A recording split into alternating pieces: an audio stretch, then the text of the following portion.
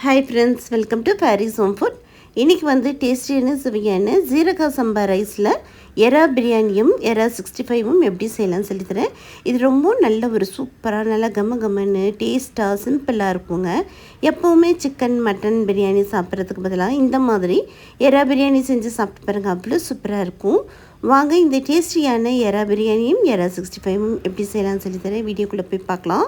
வீடியோக்குள்ளே போய் பார்க்குறதுக்கு முன்னாடி நம்மளுடைய சேனல் பாரிஸ் ஹோம் ஃபுட் சேனலை சப்ஸ்கிரைப் பண்ணாதவங்க சப்ஸ்கிரைப் பண்ணிக்கோங்க. தேங்க்யூ.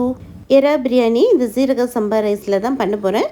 நீங்கள் பாஸ்மதி ரைஸ் கூட யூஸ் பண்ணிக்கலாம். இந்த கப்பில் நான் 2 கப் அளவுக்கு ஜீரக சம்பா ரைஸ் எடுத்து வச்சுருக்கிறேன். பாருங்கள், இப்போ இந்த அரிசியை நல்லா தண்ணி ஊற்றி நல்லா வாஷ் பண்ணிக்கோங்க. அரிசி நல்லா வாஷ் பண்ணிவிட்டு 10 to 15 மினிட்ஸ் வந்து நல்லா ஊற வச்சுருங்க. இந்த அரிசி ஒரு பக்கம் ஊறட்டும். இப்போ குக்கர் வச்சுக்கலாம். எண்ணெய் தேவையான அளவுக்கு ஊற்றிக்கலாம். 1லேருந்து 2 டீஸ்பூன் நெய் போட்டுக்கோங்க. உங்கள் விருப்பம் வேணும்னா போட்டுக்கலாம், இல்லைன்னா விட்டுலாம். 2 துண்டு பட்டை போட்டுக்கலாம். 2 ஏலக்காய், 4 கிராம்பு போட்டுக்கோங்க. பெரிய வெங்காயம் 2 வெங்காயம் நீல வாக்கில் நறுக்கி போட்டுக்கோங்க. வெங்காயம் நல்லா பொன்னிறமாக ஆற வரைக்கும் வதக்கிக்கலாம். காரத்துக்கு 2லேருந்து 3 பச்சை மிளகாய் போட்டு வதக்கிக்கோங்க. அடுத்து ஒரு கைப்பிடி அளவுக்கு புதினா இலை போட்டுக்கலாம். ஒரு கைப்பிடி அளவுக்கு கொத்தமல்லி இலையும் பொடியாக நறுக்கி போட்டுக்கோங்க. இந்த எண்ணெயிலேயே கொத்தமல்லியும் புதினா போட்டு வதக்கும் போது நல்ல கம்மன்னு வாசனையாக இருக்கும். 2 டீஸ்பூன் அளவுக்கு இஞ்சி பூண்டு பேஸ்ட்டு போட்டுக்கலாம். இஞ்சி பூண்டு பேஸ்ட்டு போட்டுட்டு அடி பிடிக்காமல் நல்லா வதக்கிக்கோங்க. இப்போது 1/2 கிலோ எறா வந்து நல்லா வாஷ் பண்ணிவிட்டு உள்ளே இருக்கிற குடலெல்லாம் எடுத்துகிட்டு க்ளீன் பண்ணி போட்டுக்கோங்க. போட்டுட்டு நல்ல எண்ணெயிலேயே இந்த சில்லு எறாவை வந்து வதக்கிக்கலாம். இப்போ எறா நல்லா வதங்கினதும் பழுத்த தக்காளியாக, சின்ன தக்காளியாக இருந்தால் 3 தக்காளி, பெரிய தக்காளியாக இருந்தால் 2 தக்காளி போட்டு தக்காளி நல்லா சாஃப்டாகிற வரைக்கும் வதக்கிக்கோங்க. தக்காளி வதங்கினதும் 1/2 டீஸ்பூன் மஞ்சள் தூள், 1/2 டீஸ்பூன் சக்தி பெருமிளகாய் தூள் போட்டுக்கிறேன். நல்லா காரசாரமாக இருக்கும்.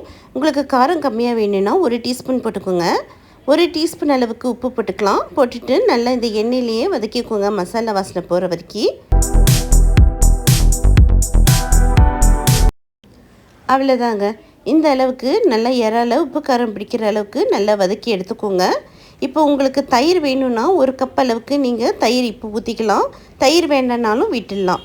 இப்போ பாருங்கள், எண்ணெயெல்லாம் பிரிஞ்சு வந்திருக்கு.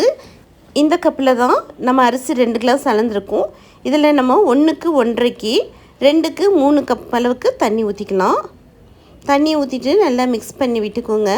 இந்த ஸ்டேஜில் உப்பு காரம் எல்லாம் நல்லா செக் பண்ணிக்கோங்க. உப்பு கொஞ்சம் தூக்கலாக தான் இருக்கணும், அப்போ தான் ரைஸ் வந்து சாப்பிட்றதுக்கு நல்லாயிருக்கும். எனக்கு உப்பு பத்தல, 1/2 டீஸ்பூன் அளவுக்கு உப்பும் போட்டுட்டு நல்லா மிக்ஸ் பண்ணி விட்டுக்கிறேன். இப்போ நம்ம ஊற வச்சுருக்கிற ஜீரக சம்பா ரைஸையும் போட்டுக்கலாம். உங்களுக்கு ஜீரக சம்பா ரைஸ் பிடிக்கலன்னா நீங்கள் பாஸ்மதி ரைஸ் கூட போட்டுக்கலாம், உங்கள் விருப்பம்தான். ஜீரக சம்பா ரைஸில் பண்ணும்போது பிரியாணி வந்து நல்ல ஒரு டேஸ்ட்டாக இருக்கும். இப்போ மூடி போட்டு விட்டு 2 விசில் அப்படியே விட்டுருங்க. இப்போ பிரியாணி ஒரு பக்கம் வேகிடும். அதுக்குள்ளேயே எறா 65க்கு நம்ம ரெடி பண்ணிக்கலாம். 1/2 கிலோ எறா எடுத்துக்கோங்க. 1 டீஸ்பூன் அளவுக்கு இஞ்சி பூண்டு பேஸ்ட் போட்டுக்கலாம். 1/4 டீஸ்பூன் மஞ்சள் தூள், 1 டீஸ்பூன் சக்தி மிளகாய் தூள், 1/2 கப் அளவுக்கு சிக்கன் 65 பவுடர் போட்டுக்கோங்க. 1/4 டீஸ்பூன் உப்பும் போட்டுக்கலாம். 1/4 டீஸ்பூன் கரம் மசாலா தூள் போட்டுக்கோங்க. போட்டுட்டு நல்லா மிக்ஸ் பண்ணி விட்டுக்கோங்க. இறால நல்லா உப்பு காரம் பிடிக்கிற அளவுக்கு நல்லா மிக்ஸ் பண்ணி விட்டுக்கோங்க.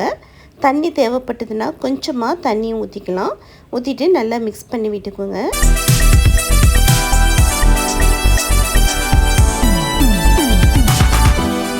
அவ்வளோதாங்க, நல்லா மிக்ஸ் பண்ணி விட்டாச்சு. இப்போது ஒரு 1/2 hour வந்து நல்லா ஊறட்டும். அப்போ தான் வந்து நல்லா முறுமுறுன்ட்டு உப்பு காரெல்லாம் பிடிச்சி எறா 65 நல்லாயிருக்கும். இப்போ ஒரு பேனில் எண்ணெய் ஊற்றிக்கோங்க. இப்போ 1/2 மணி நேரம் ஊறின எறாவை வந்து எண்ணெய் நல்லா சூடானதும் எறாவை ஒன்றா போட்டுக்கோங்க. எண்ணெய் சூடாகிறதுக்கு முன்னாடி போட்டிங்கன்னா மசாலா பிரிஞ்சு வந்துடும். இப்போ நல்லா உடனே கிளறி கொடுக்காதீங்க, இடையில நீங்கள் கிளறி விட்டுக்கோங்க.